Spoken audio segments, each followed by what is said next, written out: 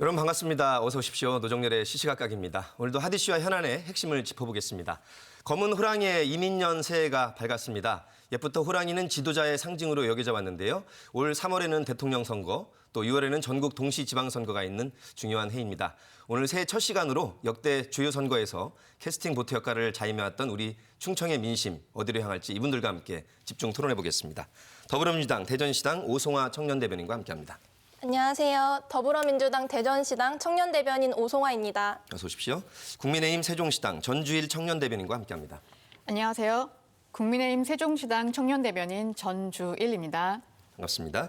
더불어민주당 대전선거대책위원회 김동섭 대변인과 함께합니다. 네, 반갑습니다. 더불어민주당 대전선거대책위원회 김동섭 대변인입니다. 어서 오십시오. 국민의힘 대전선거대책위원회 이황헌 공동선대위원장과 함께합니다. 안녕하세요. 국민의힘 대전선대위 공동선대위원장 이황헌입니다. 네, 네 분의 열띤 토론을 기대를 하고요. 이황헌 대변인은 공동선대위원장으로 승진하셨습니다. 감사합니다. 29일 날 임명장을 받았습니다. 축하드립니다. 자, 여야 각 정당이 그야말로 선거 체제로 바삐 돌아갈 텐데 이 2022 선거해를 맞는 각 당의 입장과 현재 분위기는 어떠신지 한번 전해주시죠. 김 대변인님. 네네. 먼저 이황헌 위원장님 축하드립니다. 네. 지금 오늘 참석하신 우리 대변인님, 그다음에 공동위원장님 다 보니까 2030을 대표하시는 네. 분들 같아서 매우 흐뭇하고요. 또 이분들과 함께 2022년을 대통령 선거와 지방선거를 함께하게 돼서 정말 기쁘게 생각합니다. 잘 아시다시피 코로나 시국입니다. 코로나 시국에 맞이하는 선거고요. 우리 집권 여당인 민주당의 입장에서 또는 문재인 정부의 입장에서 볼 때는 지나온 그 정책들에 대해서 잘 된 것에 대한 거는 앞으로 새로운 정부 또 즉 이재명 정부가 탄생한다면은 잘 계승 발전을 시켜야 되겠고요. 또 문재인 정부에서 다소간에 미흡하고 촘촘한 정책 실행이 안 됐던 부분에 대해서는 또 이재명 정부가 탄생된다고 하면은 그걸 다시 개선하고 다시 개혁해서 우리 국민들께 걱정 없는 그런 삶을 돌려드리는 그런 중대한 대통령 선거를 맞이하는 해가 되겠습니다. 예, 이 위원장님. 올해도 말씀하신 대로 선거의 해입니다. 그래서 대선과 지방선거가 있습니다만 사실은 이 국민의힘이 지난 과거 국민 여러분들 또 시민 여러분들께 실망을 드린 점도 분명히 있습니다. 이제 이런 부채 그리고 이런 죄를 저희가 씻고 시민 여러분들의 삶을 위해서 또 대한민국의 공정과 상식의 회복을 위해서 달릴 준비 열심히 하고 있습니다. 네. 주요 정당들이 겸손 모드로 지금 인사를 드리신 것 같습니다. 특히 지난 재보궐선거를 기점으로 굉장히 청년 세대들, 2030 세대들에 대한 관심과 격려가 이어지고 있습니다. 특히 작년 연말께 만 18세로 피선거권이 주어지면서 그 어느 때보다 청년 정치에 대한 관심이 높아지고 있습니다. 두 청년 대변인들 어떻게 이번 대선과 지방선거에 기대를 거두시는지요? 네, 우선 이제 대선이 60일도 채 안 남은 시점입니다. 지난 28일에 만 25세였던 피선거권이 이제 만 18세로 낮춰지는 선거법 개정안이 국회 정치개혁특위 전체 회의를 통과했습니다. 이것에 대해서 굉장히 청년의 한 사람으로서 기쁘게 생각하고 있습니다. 앞으로 청년들의 정치 참여가 더욱더 활발해질 것으로 기대하는 만큼 청년들의 니즈에 대한 기본적인 이해가 있는 그런 대통령이 선출되어야겠습니다. 예, 전주일 대변인님. 네, 오송화 대변인께서 말씀 되게 잘 해주셨습니다. 네, 오늘 옷 되게 예쁜 거 입고 오셨네요. 감사합니다. 네, 청년분들께서 지금처럼 이렇게 뜨겁게 이슈를 지금 가지고 관심을 가진 적도 없었던 것 같습니다. 그만큼 당연히 기대와 관심이 있을 텐데요. 청년분들 같은 경우에는 이제 그 대선에서는 이제는 좀 달라야 한다. 이런 입장이 굉장히 크고요. 지방선거까지 당연히 이제 이루어져야 하는데 현재 지금 보시면은 지방선거 같은 경우에는 좀 민주당이 좀 많이 좀 가져가고 있는 형태입니다. 대선 선거를 통해서 이 판세가 이제 지방선거까지 이루어지기를 하는 바람이 청년들에게도 있고요. 또 이런 참여의 기반이 그 지방에 있는 시의원이나 이런 것들을 직접 참여할 수 있도록 청년들에게 좀 할 기회가 많았으면 하는 바람을 갖고 있습니다. 예. 만 20세는 넘으셨죠? 세 분 다? 선배님은 조금 선배님이시고. 어떻게 이번에 좀 정말 만 18세 이상의 대학생들도 해당이 되잖아요? 출마를 좀 하실 맞습니다. 것 같습니까? 어떻습니까, 분위기는? 아무래도 이제 기회장이 열렸다 보니까 뭐 젊은 그런 고등학교 3학년이라든지 만 18세만 넘으면? 네. 그렇습니다. 대학생이라든지 청년 세대들의 정치적 관심도 대단하기 때문에 이 기세를 힘입어서 또 앞으로 뭐 지방선거에서 뭐 광역일 수도 있고 그게 뭐 시골 기초일 수도 있고요. 기초일 수도 있습니다. 많은 정치 참여가 활성화되리라 믿습니다. 네, 기대를 합니다. 전 대변인님도. 네네. 저희 세종시 같은 경우에는요, 이렇게 의장님께서 30대 분이세요. 예. 네네. 그리고 젊으신 분들도 굉장히 많으신데요. 세종시 같은 경우에는 더더욱 젊은 세대들이 더 많이 지원을 하지 않을까라는 생각을 하고 있고, 또 제가 생각하기에는 뭐 요즘에는 유튜버라든가 뭐 여러 가지 발언을 할 수 있는 공간들이 너무 넓어졌기 때문에 네. 청년들 충분히 그런 컨텐츠를 만들어서 또 인기를 얻고 또 표심을 얻는다면 충분히 20대 초반에도 가능하지 않을까 생각을 합니다. 네. 보니까 대통령은 헌법에 만 40세로 나와 있어가지고 이건 헌법 개정이 돼야지만 비선거 연령이 낮아질 것 같습니다. 일단 60여일 남았는데 각 당에서는 각 후보에 대한 민심을 어떻게 파악하고 계시는지 비밀 넘지 않는 범위 내에서 한번 여쭤보겠습니다. 이번에는 이 대변인께 먼저 여쭤보겠습니다. 뭐 정말 솔직하게 말씀을 드리면 네. 요즘 뭐 모두가 뉴스를 보셔서 알고 계시겠지만 여론조사 추이가 그렇게 좋지만은 않습니다, 저희한테. 하지만 그럼에도 불구하고 이 국민 여러분들께서 많은 관심과 또 비판을 가해주고 계시기 때문에 그런 부분, 특히나 청년층이 갖고 있는 윤석열 후보에 대한 의구심, 그런 것들을 잘 모아서 또 직접적으로 후보님께 전달을 해드리라고 저를 승진을 시켜주신 거 아니겠습니까? 네, 그래서 그런 부분 확실히 하고 있습니다. 네, 소임을 정확히 파악하고 계신 것 같고요. 김 대변인님. 네네. 먼저 그 2030 세대가 정치에 많이 관심과 참여를 해야 된다는 말씀 좀 전에 하셨는데요. 그게 첨언하면은 제가 30대 중후반에 구의원, 기초의원이죠. 예. 출마하고 당선이 됐었습니다. 예. 네, 그래서 얼마든지 2030 세대가 본인들이 이끌어가야 될 미래 대한민국을 위해서 꼭 참여 많이 해주시고요. 적극적으로 투표해 주시기 바라겠습니다. 잘 아시다시피 뭐 여론조사가 들쑥날쑥하고 근래에는 우리 이재명 후보께서 좀 국민들로부터 좀 좋은 평판을 좀 받고 있는 것 같습니다. 그런데 그것이 이재명 후보에 대한 정말로 지지가 확고해져서 그런 것이냐. 그런데 저희들은 그렇게 판단하지 않습니다. 뭐냐면 우리 윤석열 후보께서 좀 실언이라든가 좀 여러 가지 그 국힘당의 상황들이 국민들한테 실망을 좀 끼쳐서 그렇지 않나 싶어가지고 저희도 정말로 언제든지 그런 지지를 처리할 수 있다는 그런 경각심을 갖고 있고요. 이재명 후보께서는 현장을 직접 방문하셔서 또 현장에 있는 전문가나 관계자들로부터 경청을 하고 그거를 정책에 반영해서 국민들께 신속하고 실효성 있는 제안, 제도, 정책으로 입안되게끔 그렇게 하고 계시기 때문에 네. 민심이 어느 정도 동응하고 있는 것 같습니다. 저희 방송이 후보자들 직접 토론은 아니지만 그래도 네 분께 시간 배분을 공정하게 하고자 노력할 테니까 네 분도 협조를 해주시길 바라고요. 네. 이번에는 젊은 세대들의 청년 민심을 어떻게 파악하고 계신지 각 후보에 대해서 우리 전 대변인이 어떻게 보십니까? 네, 아까 오늘 사회자님께서 양 당께서 오늘 겸손 모드로 하셨다 이렇게 말씀해 주셨는데요. 저희가 지금 겸손해야 될 때인 것 같고요. 그리고 이쯤 되면은 사실 부동층이 좀 줄어들고 예. 또 어느 쪽으로든 이제 마음이 이제 움직여서 표심이 잡혀줘야 되는데 사실 그렇지 못하고 있어요. 이 부분에서는 사실 잘했다 못했다를 떠나서 양측에서 네거티브가 계속된 거에 대한 국민들의 피로감도 저희들 양쪽에서 이제 고민도 하고 또 반성을 해야 될 부분이 아닌가 이런 부분이 들고요. 또 거기에 따른 이제 피로감과 함께 동시에 이제 의문을 헤쳐 나가야 될 뿐만 아니라 과연 정당에서 어떤 정책적인 철학을 갖고 있는지 이것 또한 이제 증명해 보아야 할 시점이기 때문에 더 중요하다라고 말씀을 드리겠습니다. 예, 오승화 대변인님. 우선은 이제 전 대변인님께서도 말씀해 주신 것처럼 최근 이제 피로감이 굉장히 많이 쌓여 있는 것이 사실입니다. 또 코로나19로 인한 그런 힘든 상황이 계속되다 보니까 이제 국민들의 불만이라든지 피로감이 높고 현 정권에 대한 어떤 비판 여론이 높았던 것도 사실입니다만 선거가 점점 다가올수록 국민들께서도 이성적인 판단으로 어떤 대통령이 정말 국민을 위한 대통령인가 하는 것에 대한 결정을 내리실 것이다 이렇게 보고 있습니다. 그래서 저희가 이제 네거티브 공방을 펼치기보다는 좀 더 포지티브한 방향으로 나아가야 한다라는 바람이 있습니다. 예.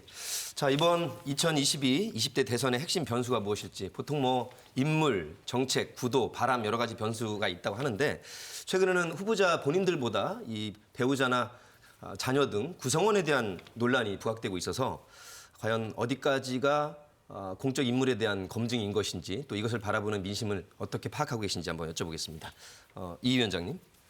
사실은 이 대통령이라는 사람은 이 대한민국이라는 나라를 이끌어가는 국가 원수이기도 하기 때문에 이 가족의 그런 문제에 있어서 국민들이 어떻게 이런 문제는 뭡니까? 라고 의문을 가지는 거 당연합니다. 관심을 가지시는 거 당연하고요.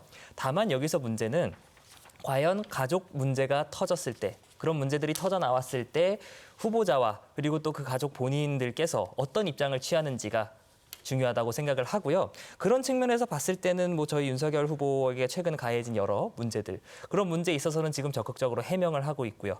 그리고 사과를 필요한 부분은 사과도 하고 있고요.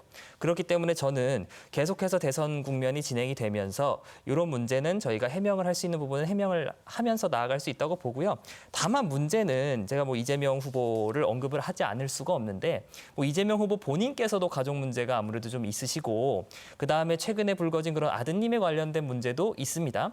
근데 사실은 뭐 부모 마음대로 자식이 되진 않잖아요. 저도 저희 부모님 잘 살아 계시지만 꼭 그렇게 부모님 마음에 드는 인생만 사는 것도 아니거든요. 근데 다만 문제는 뭐냐면 자식이 실수를 했을 때 부모로서 책임을 지는 자세를 보이느냐가 저는 중요한 거라고 생각을 합니다. 근데 과연 이재명 후보는 그런 책임지는 모습을 보여주고 있느냐? 저는 아니라고 봅니다. 그러니까 아드님 문제에 대해서 그건 뭐 나 아들 거의 내놓은 자식이라는 식으로 말씀을 하시거나 이제 그런 식으로 말씀하시는 거는 가족에 대해서도 책임을 못 지면서 이 국가에 대해서 혹은 정책에 대해서 그런 문제에 대해서 책임을 질 수 있겠느냐라는 국민의 의심을 받기 정말 좋은 상황이고요. 그런 상황에서 볼 때는 하여튼 선거에는 확실히 영향을 미칠 거라고 저는 생각을 하고 있습니다. 예. 강공이 들어왔습니다. 우리 김 대변인님. 예, 뭐 우리 이 위원장께서 잘 말씀하셨는데요. 가족 구성원에 대한 여러 가지 검증에 대한 거는 자유로울 수는 없죠. 당연히 가족에 대한 검증은 필요합니다. 다만 개인의 사생활 역시 보호돼야 되고요. 다만 그 가족 중에 또는 개인 중에 사회적인 무리를 야기한다든가 또는 불법, 위법, 탈법해서 어떤 문제성이 있다고 하면은 응당 사회적인 책임 또는 법적인 책임을 지하겠습니다. 그런데 좀 전에 말씀하셨던 우리 이재명 후보의 자제에 대한 부분, 저도 우리 자녀 아이가 셋이십니다. 셋인데 제 마음대로 되지 않습니다. 제가 또 밖에 나가서 어떻게 하고 다니는지 잘 모르겠고요. 그런데 그런 것까지 이제 부모로서 당연히 잘 보살피고 관심 가져야 하지만 쉽지 않습니다. 다만 좀 전에 이재명 후보의 자제에 대해서 말씀하셨기 때문에 윤석열 후보에 대한 말씀 안 드릴 수가 없죠. 배우자는 대통령이라고 하는 직책을 수행함에 있어서 매우 듬직한 반려자이자 협조자이자 또는 보조자이자 함께 동반해야 될 정말 중요한 위치입니다. 그런 분에 대한 검증에 대한 부분은 정말 명확히 해야 되고 사실관계를 밝혀야 되고 그런데 지금 두리뭉실 넘어가고 있지 않습니까? 그건 상당히 문제가 있다고 보고요. 어쨌든 그거는 뭐 양 진영에서 다 하고 국민들께서 판단할 문제이기 때문에 여기서는 이 정도 하겠습니다. 예, 두 청년 대변인분들도 이제 나중에 배우자가 생길 수도 있고 또 자녀분들 있을 수 있는데 워낙 대통령이라는 자리가 중요한 자리다 보니 가족 구성원에 대한 검증도 필요하다. 이런 입장을 또 잠깐 피력을 해주신 것 같습니다. 어떻게 보시는지요, 전 대변인님? 네, 지금 가족 구성원에 대한 검증 같은 경우에는요, 조국 사태로 이제 먼저 이제 촉발이 되지 않았나라는 생각이 들고요. 조국 전 장관께서는 페이스북에 기존에 정말 세상에 정말 좋은 말씀 많이 해주셨습니다. 공정이라든가 이런 얘기를 많이 해주셨는데 그럼에도 불구하고 그 청문회 때 그러지 못하는 모습이 보여졌기 때문에 가족을 통해서 더 가족분들에 관련된 검증이 더 뜨겁게 지금 오고 있지 않나라는 생각을 하고 있고요. 가족 구성원에 대한 검증 당연히 저는 필요하다고 이제 생각을 하고 있지만 가족 구성원 검증 사이에 가려진 정말 예를 들면 대장동에 관련된 이슈 이것에 대한 명확한 해결이 전 필요하다고 봅니다. 한 나라를 책임질 대통령께서 가족보다는 대장동에 대한 어떠한 해명이 있는지 이것을 보고 한나라 전체를 어떻게 책임질 수 있는지를 더 검증해 봐야 하지 않는가 이런 말씀을 드리고 싶습니다. 네, 오 대변인님. 우선 먼저 좀 안타깝다라는 말씀을 드리고 싶습니다. 대선이라는 것이 각 후보자가 자신들의 정책적인 비전이나 앞으로의 방향성을 이제 제시할 수 있는 자리여야 하는데 자꾸 이제 가족적인 문제들이 불거지고 있습니다. 그래서 사실은 그런 대선 과정이 국민들의 어떤 공감을 얻는 시간이 되지 못하고 있다는 점에 대해서 안타깝다라는 말씀을 먼저 드리고 싶고요. 두 번째로 가족 구성원과 관련해서는 후보 대통령의 가족들이 갖는 그런 사회적인 위치가 있습니다. 영부인의 경우에는 이제 영부인이 되셨을 때 의전상의 예의와 격식을 갖추게 되어 있습니다. 그렇기 때문에 그런 영부인으로서의 자질에 대해서는 국민분들께서 충분한 검증을 하셔야 된다라고 말씀을 드리고 싶고요. 또 그 영부인이라는 자리를 뭐 호칭을 없애겠다라거나 아니면 남편이 대통령이 돼도 나는 부인으로서의 역할만 하겠다라고 말씀하시는 그런 선택의 영역이 아니다라고 말씀드리고 싶습니다. 네. 최근에 이어지고 있는 굵직한 이슈 세 가지에 대해서 한번 네 분의 의견을 간단하게 여쭤보겠습니다. 박근혜 전 대통령의 사면복권이 이루어졌는데 이것이 이 대선 판도에 미칠 영향 아마 각 당에서 굉장히 분주하게 파악하고 계실 텐데 어떤지요, 이 위원장님? 뭐 일단은 박근혜 대통령님께서 이 빠른 시일 안에 국민들께 직접적으로 자신의 메시지를 전달을 하겠다고 말씀을 하셨기 때문에 그거를 봐야 알 수 있을 것 같습니다. 일단은. 네. 그 메시지가 나와야 예. 조금 더 총평이 가능했다는 말씀이시고요. 예, 김 대변인님. 네네. 좀 건강상 안 좋으셔가지고 우리 현재 문재인 대통령께서 고심에 고심을 하신 것 같습니다. 일국의 대통령은 한 정파를 대표하기도 하지만 한 국민, 전체 국민을 포용해야 되는 그런 중요한 자리입니다. 그렇기 때문에 박근혜 전 대통령의 건강이 아주 심각하고 문제가 있기 때문에 국민의 한 사람으로서 그분을 판단하고 해서 아마 사면복권을 시켜드렸던 것 같고요. 아마 표심에는 큰 영향은 없을 것 같고요. 전략적 사면 그런 것도 아닙니다. 사실은 정말 인간적인 또 국민에 대한 그런 판단을 하셨던 거라고 생각합니다. 예, 전 대변인님. 네, 저도 이 사안에 대해서 굉장히 좀 우려를 하고 있고요. 왜 하필 이 시점이었을까? 그리고 지금 박근혜 전 대통령과 관련해서 다른 분들도 사면되셨는데요. 그 부분에 대한 언급은 사실 거의 이제 없는 거예요. 그래서 저는 박근혜 전 대통령이 왜 이 시점에 하필이면 그리고 또 여당의 의견 없이 대통령이 직속적으로 갑자기 정했다고 하시지만 과연 그게 가능했을까? 저는 제가 봤을 때는 아니라고 보거든요. 국민분들이 이런 부분에 대해서 좀 의문을 좀 가져주셨으면 한다. 이런 생각이 듭니다. 예, 시점상의 문제점을 제기해 주셨고요. 네. 오 대변인님.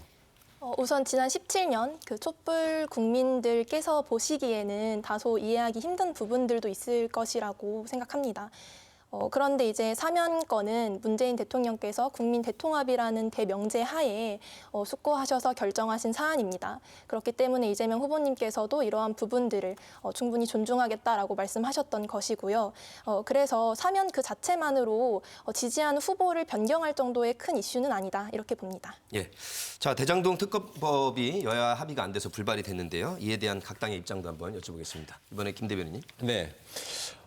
좀 전 그 파트에서 우리 전 대변인께서 그 대장동 사건을 말씀하셨어요. 사실은 반론하고 싶었는데 이번 기회에 예. 하겠습니다. 이재명 후보가 성남시장 때의 일이기 때문에 관계자다. 그렇게 지금 다들 말씀하면서 특검 얘기 나오는데요. 자, 그러면은 그 대장동 사건을 일으킨 사람은 누굽니까? 화천대유죠. 화천대유에 종잣돈을 댄 데는 어디입니까? 부산저축은행입니다. 부산저축은행에 관련된 수사를 할 때 수사검사가 누굽니까? 현재 국민의힘당 대통령 후보인 윤석열 후보입니다. 그런데 그때 덮었다는 보도가 있습니다. 그리고 윤석열 후보의 아버님, 부친의 집을 매입해 준 거는 화천대유의 실질적 소유자인 김만 그분 김만배 씨. 예. 누나가 샀어요. 이게 과연 이게 관계자 아닙니까? 그분들은? 그럼 당연히 특검을 해야죠. 우리는 특검을 낱낱이 하길 바랍니다. 하루빨리 하길 바랍니다. 그렇게 해서 그 부산저축은행 건과 그 다 연결돼 있어요. 대장동 사건이 그냥 나온 게 아닙니다. 다 인과응보입니다. 대장동 사건은 화천대유는 부산저축은행. 부산저축은행 당시에 수사검사는 윤석열 후보. 그렇게 연결돼 있습니다. 그리고 50억 클럽 있지 않습니까? 50억. 화천대유로부터 50억을 받았다거나 받기로 약정한 분들이 다 누굽니까? 다 특검해야죠. 민주당 입장은 지금 부산저축은행까지를 포함해야 네, 맞습니다. 특검이 정당하다는 입장이시고요. 네, 이 대변인님. 예, 네. 특검에 관한 입장이 어떠신지. 네. 뭐 저는 그렇게 생각합니다. 민주당이 법안을 뭐 특별검사법을 통과를 시키려면 못 시킬 리가 없잖아요. 지금 180석 가지고 있고 모든 상임위의 과반을 차지하고 있기 때문에 그 선거법 통과하시듯 공수처법 통과하시듯 밀어붙이면 저는 가능하리라고 봅니다. 당장 내일이라도. 지금 국회가 열리고 있기 때문에. 그런데도 지금 안 하고 있다. 지금 말로만 저러고 있다라는 인상을 제가 지울 수가 없고요. 지금 우리 같은 경우는 윤석열 후보 자체도 다 캐봐라. 다 캥길 거 없다라고 말씀을 하고 계십니다. 그런 상황에서 특검 저는 당연히 해야 된다고 보고요. 지금 민주당에서는 지금 상설 특검을 주장하고 있는데 그거는 검사가 5명 정도밖에 못 들어갑니다. 그러니까 특별검사법을 만들어서 정말 여야 합의 혹은 야당이 임명해도 괜찮겠죠. 저희는 이미 그런 제안을 한 적이 있습니다. 서로 간에 화천대유 특검은 우리 야당이 하고 그쪽에서 캥기는 거 있으면 여당이 특별검사 지명해서 특검 쌍특검 가자라고 우리는 이미 제안을 했습니다. 근데 지금 민주당이 안 받고 있는 거죠. 그리고 화천대유 사건의 가장 본질적인 부분은 결국에 이 화천대유라고 하는 민간 업자들이 공공에게 돌아갔어야 할 이익 수천억 원대를 편취한 사건입니다. 이거 완전 어떻게 보면은 이익의 사유화라고 할 수 있는 거죠. 그러니까 이런 실질적 책임자, 당시 이재명 성남시장 이 사람을 빼놓고 어떻게 윤석열 후보 부산저축은행 그렇게 갈 수 있는지 돈을 대준 사람 뭐 그래 부산저축은행일 수도 있겠지만요. 가장 핵심은 이재명 시장과 그 밑에 있던 유동규 같은 사람들 그런 사람들이 움직여가지고 화천대유라는 거대한 부정부패 시스템을 만들었다는 데에 있다는 것이죠. 그 책임을 회피해서는 안 된다고 저는 생각을 합니다. 네, 아주 팽팽한 입장 차이가 있고요. 공수처의 통신자료 조회를 두고도 불법 사찰이다. 정당한 행위다라는 입장이 갈리고 있습니다. 어떠신지요, 오 대변인님? 우선 공수처 통신자료 조회 같은 경우에는 그것이 법령에 의한 것인 경우에는 문제가 될 것이 없다라고 봅니다. 윤석열 후보도 검찰총장 당시에 60만 건 이상의 조회를 한 이력이 있습니다. 그렇기 때문에 지나친 것은 물론 경계해야 하고 공권력이 남용되어서는 안 되지만 그럼에도 불구하고 이것이 뭐 법령에 의한 행위로서 이어졌다면 문제될 것이 없다라고 봅니다. 예, 전 대변인님. 네, 지금 선거철입니다. 네, 선거철이고 지금 이런 목적이 통신자료 조회에 대한 목적이 지금 국민의힘의 대다수의 의원들에게 집중되어 있다라고 했을 때 이 경우를 어떻게 받아들일 것인가? 국민들이 과연 이것이 합리적이라고 생각할까? 공수처가 이런 부분도 같이 고려해야 하지 않을까 싶습니다. 네. 예. 뭐 추가로 네네. 말씀을 좀 드려보면 사실은 지금 국민들이 공수처에 가지고 있는 가장 큰 뭐랄까요 불만 그런 것들은 닭 잡는데 소 잡는 칼 썼다는 거거든요. 고발 사주 사건이라는 실체도 없는 그런 사건을 지금 수사하겠다고 기자 심지어 그 일본 아사히 신문의 기자의 그 통신 내역까지 조회를 했다 그래요. 과연 그 정도까지 이 야당 인사들 혹은 언론인들을 지금 통신 기록 조회까지 해가며 사찰할 필요가 있었을까? 그런 부분에 대해서 의문을 가지는 거라고 봅니다. 예, 시간을 드리겠습니다, 김 대변인님께. 네. 좀 전에 우리 대변인께서 말씀하셨는데 적법한 절차에 의해서 수사를 하면서 영장에 의해서 할 수 있는 겁니다. 그건 당연히 수사의 기법 중에 하나고요. 그다음에 중요한 거는 무차별적으로 하는 문제가 있는 거죠. 무차별적으로. 그래서 일반인들에 대해서 또는 수사선상 있지 않는 분들에 대해서 무차별적으로 하는 거에 대한 것이 엄청난 거였고요. 또 그걸 너무 확대해가지고 그 수사를 빙자해가지고 그 범위를 너무 확대해서 했다는 것입니다. 윤석열 후보가 검찰총장 시절에는 252만 명 연인원 수로요. 그다음에 60만 건 했다는 거 아닙니까? 네? 그런 거는 정말 우리가 지양해야 될 문제 아니겠습니까? 공수처가 하는 거는 합법적인 테두리 내에서 수사상 필요해서 한 겁니다. 예. 대선에서 어떤 정책과 비전으로 나라를 이끌 것인지 또 어떤 인물인지 우리 시청자들이 알아볼 수 있는 방법 중에 중요한 것이 바로 이 토론회일 텐데 지금 입장이 달라서 잘 성사되지는 않고 있습니다. 정책 토론회의 필요성을 어떻게 보시는지 또 이루어진다면 어떤 방법으로 성사되는 것이 합당할 것인지 여쭤보겠습니다. 전 대변인님. 네, 정책 토론은 당연히 그 정치를 정치인에 대한 그 대통령에 대한 자질을 확인하는 충분한 자리라고 저는 생각을 하고요. 다만 지금 이재명 후보와는 할 수 없다라고 했을 때 저는 다른 후보군하고는 충분히 가능하다라고 생각을 하고 있고요. 또 정책적인 토론이 오히려 더 잘 이루어져야 할 뿐더러 동시에 지금 이 네거티브에 관련된 가족이라든가 뭐 대장동 이슈도 같이 듀얼로 좀 진행해야 될 필요가 있다. 좀 이제 60일밖에 안 남았으니까 좀 빠르게 다 이제 진행을 해야 하지 않을까라는 생각을 하고 있습니다. 예. 오 대변인님. 네, 방금 전주일 대변인께서 이재명 후보님과는 하지 않더라도 다른 후보들과는 할 생각이 있다라고 말씀하셨는데 유력 후보들 간의 토론이 없이 어떻게 그것을 토론이라고 할 수 있는지, 물론 다른 분들과도 토론이 당연히 진행이 되어야 합니다만은 그런 부분에서 조금 의구심이 들고요. 정책 토론회라는 것은 이제 각 후보자가 가지고 있는 신념이나 비전, 방향성을 이제 국민들 앞에서 평가받는 자리입니다. 근데 윤석열 후보님께서 지난 이제 경북선대위 출범식에서 어떤 말씀을 하셨냐면, 내가 이런 사람하고 토론을 해야 되나, 국민들 앞에서 토론을 해야 되나 참 어이가 없다라고 말씀하셨습니다. 제가 보기에 이것은 민주주의의 가치를 훼손하는 일이다라고 생각합니다. 윤호중 원내대표님께서도 말씀하신 적이 있지만 사실 초등학교 반장 선거도 토론 없이 진행되는 경우가 없습니다. 그렇기 때문에 반드시 토론회가 진행되어야 하고 그 후보들을 국민들께서 검증할 수 있는 시간이 마련되어야 한다라고 생각합니다. 예, 이 위원장님. 지금 뭐 사실은 윤석열 후보가 토론 자체를 거부한다 이런 인상들이 계신데 그건 아니거든요. 우리 공직선거법상에 중앙선거관리위원회가 관리하는 선거 토론회가 예정이 돼 있습니다.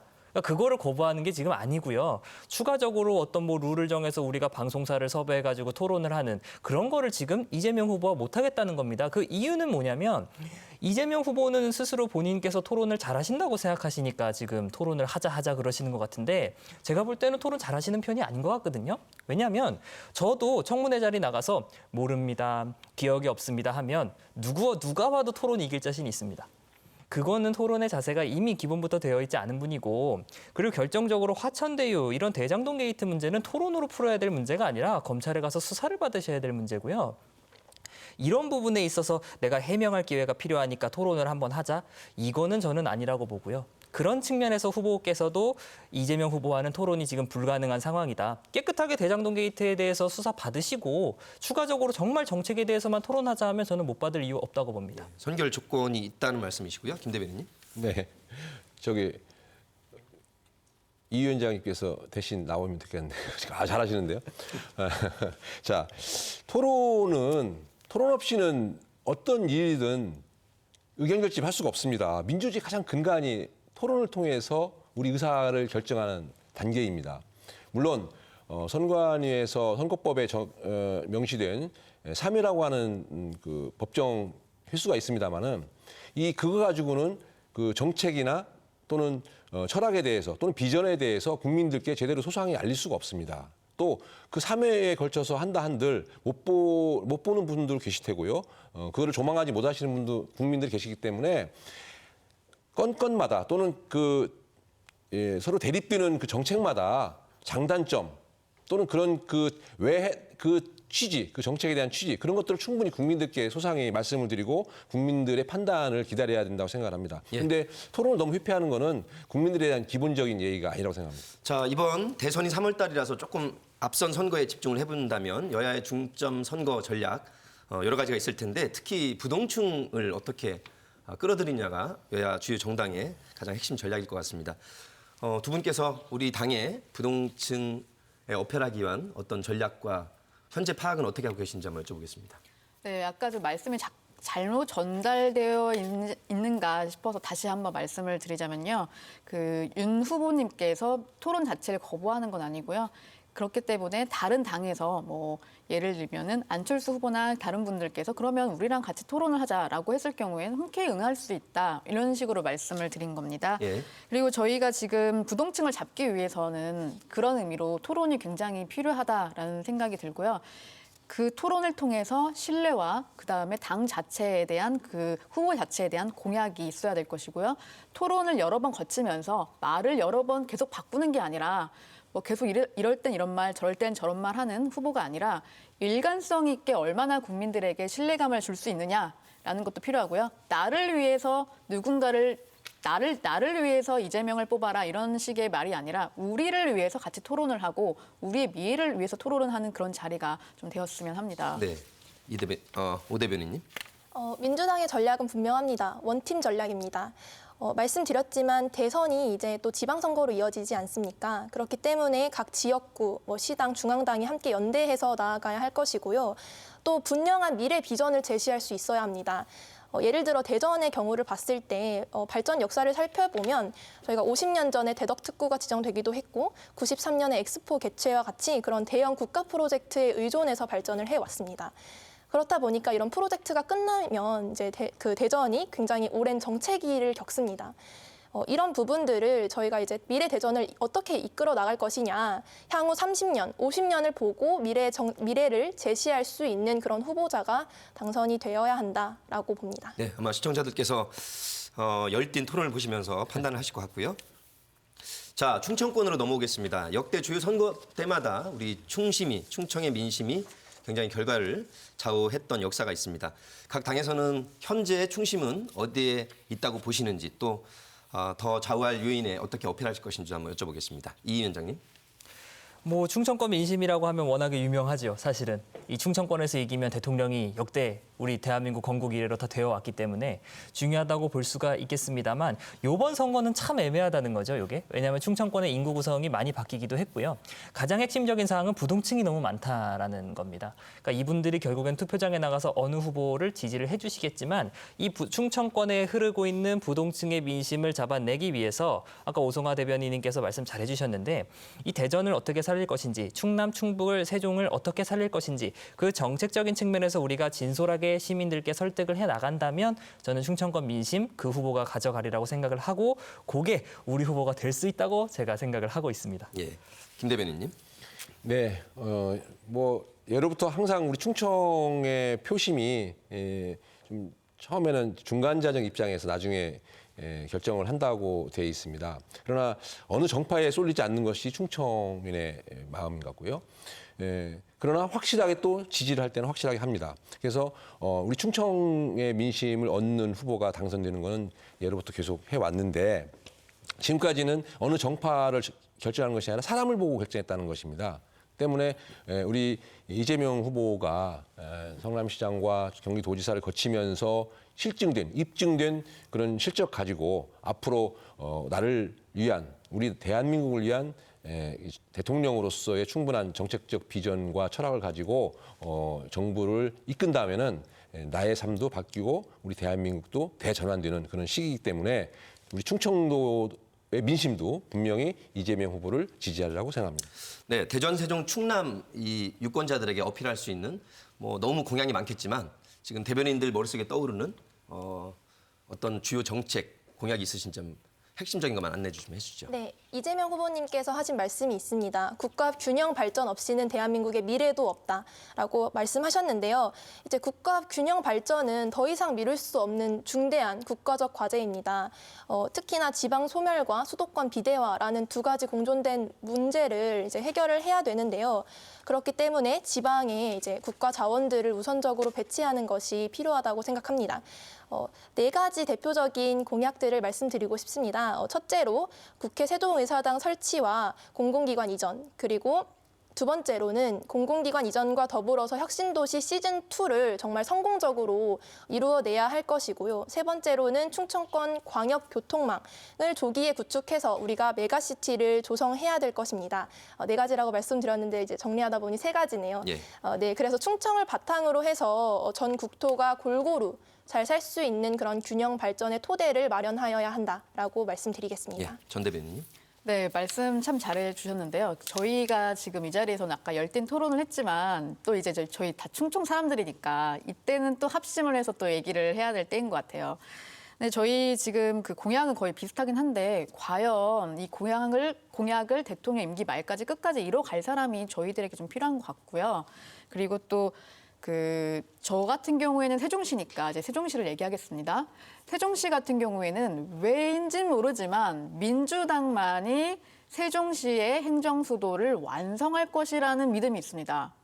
그 믿음에 대해서 팩트체크가 좀 제대로 잘 돼가고 있는가, 혹은 국민의힘은 왜 못하는가, 뭐 이런 것에 대한 그 의문이 전 있고요. 저희 국민들께서는, 충청께서는, 세종시와 충청께서는 국민의힘 또한 공약이 비슷하기 때문에 충분히 잘할 수 있다. 그리고 이번 대선은 끝까지 공약을 실행하는 게 다음 대선에서도 민심을 얻기에 충분할 것이다라고 말씀드립니다.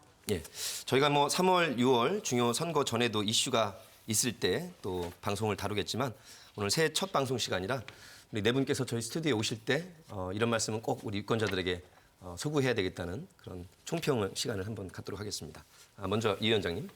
뭐 그렇습니다. 이게 사실은 2019년, 그다음에 2020년, 2021년까지 정말 고난의 해를 국민 여러분 또 시민 여러분들께서 보내셨습니다. 다가오는 또 새로운 정권 5년, 이 5년은 정말 공정과 상식이 흘러넘치는 대한민국, 그런 대한민국을 만들 수 있는 후보, 그 후보가 누군지 한번 진지하게 고민을 해주셨으면 하고요. 마지막으로 이건 좀 공격 아닌 공격이지만 이재명 후보라는 분께서 대통령이 되시면 과연 윤석열 후보에 비해서 대한민국을 어떻게 이끌어 나갈 것이냐, 그 부분에 초점을 맞춰주시면 좋을 것 같습니다. 대한민국 전체가 대장동이 되는 일은 저는 없어야 된다고 생각하는 사람이기 때문에 그런 부분에 좀 초점을 맞춰주셨으면 합니다. 예, 김 대변인님. 네, 끝까지 이렇게 네거티브 비슷하게 하시는 것 같아서 참 유감입니다만은 2022년을 맞이한 선거해를 코로나 전국 속에서 치러야 됩니다. 그러나 지금까지 우리가 코로나를 잘 다스려 왔듯이 또 극복해 왔듯이 대통령 또는 지방 정부 잘 구성하리라고 보고요. 잘 아시다시피 우리가 대한민국이 앞으로 어떻게 갈 것인가, 앞으로 어떻게 할 것인가, 또 누가 갈 것인가, 또 나의 삶은 어떻게 바뀔 것인가. 그냥 바뀌겠습니까? 참여 속에서 바뀝니다. 적극적으로 참여해 주셔서 우리 대한민국 대전환시킬 수 있는 이재명 후보를 꼭 선택해 주시기 바라겠습니다. 예, 전 대변인님. 네, 오늘 이 말씀을 드리기 위해서 저도 왔는데요. 여러분들뿐만 아니라 유권자분들 모두에게도 해당되는 말씀입니다. 그 말만 하는 정치가 되지 않는, 그리고 그렇기 때문에 실망하는 유권자들이 많이 생기지 않도록 저희들이 많이 노력을 해야 될 것 같고, 그리고 이 말이 오늘 다르고 내일 다르고 계속 다르고, 그리고 좋은 말을 하면서도 끝까지 정책적으로 이루어지지 않는다면은 대통령이라면 말 잘하는 사람 그냥 뽑으면 되는 거고 임기응변 잘하는 사람 뽑으면 되는 거잖아요. 저는 좀 진중하고 묵직하고 또 철학을 갖고 있고 이 나라를 정말 잘 이끌, 그래서 이 유권에 관련돼서 유권자분이시지만 정치에 대한 관심이 없으신 분들도 이 대통령이 어떤 분이 되셔서 나오셨을 때 뭔가 내 삶이 달라졌어, 우리의 미래가 달라지고 있을 것 같은 기대감을 주는 그런 대통령이 나오시기를, 그리고 그런 분을 향해서 좀 투표를 해주시길 부탁드립니다. 예, 오성화 대변인님. 네, 대선이 이제 60일도 채 남지 않은 시점입니다. 국민분들께서 앞으로 어떤 후보가 정말 대통령이 될 만한 후보인지를 토론회를 앞으로 지켜봐 주시면서 한번 이제 평가를 해주셨으면 좋겠다라는 말씀을 드리고 싶고요. 두 번째로 이제 국민분들 앞에서 제대로 된 평가를 받기 위해서는 두 후보 모두 네거티브가 아닌 그런 건강한 담론을 형성해 나가야 한다라고 말씀드리고 싶습니다. 선거법 개정안이 통과가 되었고 또 청년 세대들의 정치권에서의 앞으로의 행보가 주목되는 만큼 우리도 후배 세대들을 위해서 더 적극적으로 본보기가 되어야 한다라고 말씀드리겠습니다. 정치가 잘못됐다 그래서 외면을 한다면 정치가 더 잘못된 방향으로 갈 수가 있을 것 같습니다. 올 선거의 해를 맞아서 정말 우리 국민들께서 주권자임을 증명해 주시는 한 해가 되길 바라고 오늘 열띤 토론을 펴주신 네 분께 진심으로 감사드립니다. 호랑이의 해 호호 웃을 수 있는 그런 한 해를 기대합니다. 오늘 노정열의 시시각각 여기까지 함께해 주셨고요. 다음 시간에 뵙겠습니다. 고맙습니다.